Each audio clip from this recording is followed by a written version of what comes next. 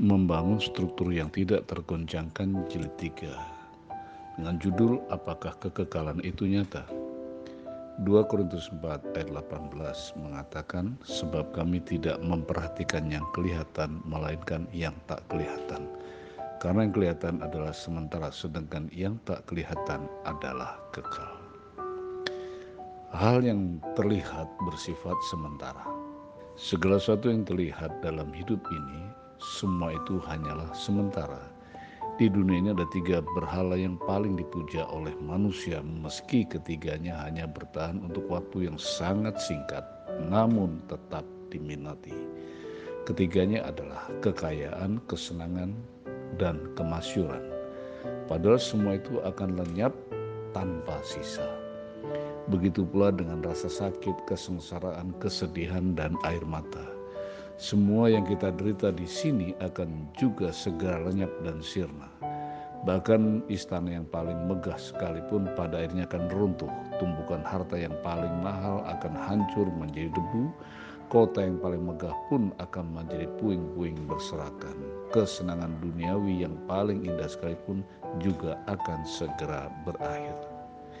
Padanya kita harus menyerahkan segala sesuatu yang kita miliki kepada orang lain, kata pengkhotbah pasal yang kedua ayat 18. Aku membenci segala usaha yang kulakukan dengan jerih payah di bawah matahari, sebab aku harus meninggalkannya kepada orang yang datang sesudah aku. Dan kita pun akan beralih menikmati dunia atau dimensi hidup yang baru. Pada saat itu tubuh kita akan tertidur di kuburan dan jiwa kita mulai terlibat di dalam kehikmatan yang mendalam di dalam keabadian. Yang kedua, hal-hal yang tidak terlihat adalah abadi. Di dalam kuburan kita memulai kehidupan yang baru yang tidak akan pernah berubah sampai selama-lamanya. Di sana roh kita akan hidup di salah satu dimensi bahagia atau menderita dalam kekekalan. Seperti kata firman Tuhan, yang kelihatan adalah sementara, sedangkan yang tak kelihatan adalah kekal. Segala sesuatu yang berkaitan dengan keadaan di balik kubur adalah sebagai berikut. Yang pertama, para malaikat akan menjadi sahabat abadi kita. Roh orang benar dan saleh akan mati dan tidak akan mati lagi.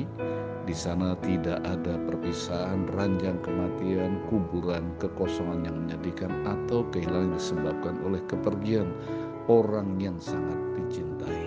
Kedua, sukacita surga adalah kekal. Tidak akan ada gangguan, tidak ada malam, tidak ada akhir.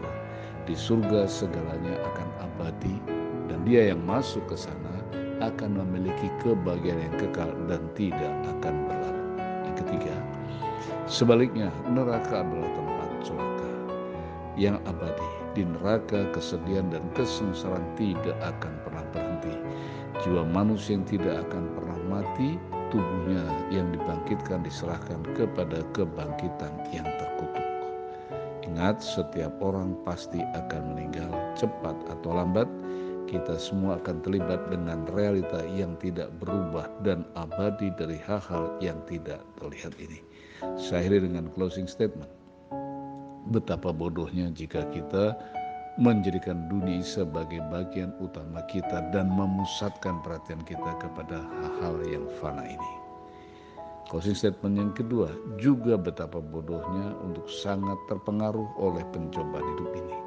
Kalaupun sangat berat untuk ditanggung, hal itu tidak akan selamanya, namun hanya sesaat. Yang ketiga, closing statement saya, Tuhan itu kekal. Dia tidak akan pernah meninggalkan kita seperti yang dilakukan oleh teman-teman duniawi yang mengecewakan dan meninggalkan kita. Mazmur 100 ayat yang kelima mengatakan, sebab Tuhan itu baik, kasih setianya untuk selama-lamanya, dan kesetiaannya turut tetap turun-temurun. Closing statement yang keempat, juru selamat itu kekal. Dialah yang akan menjadi teman abadi kita yang percaya. Yohanes 3:15, supaya setiap orang yang percaya kepadanya beroleh hidup yang kekal. Tuhan Yesus memberkati. Selamat merenungkan. Amin.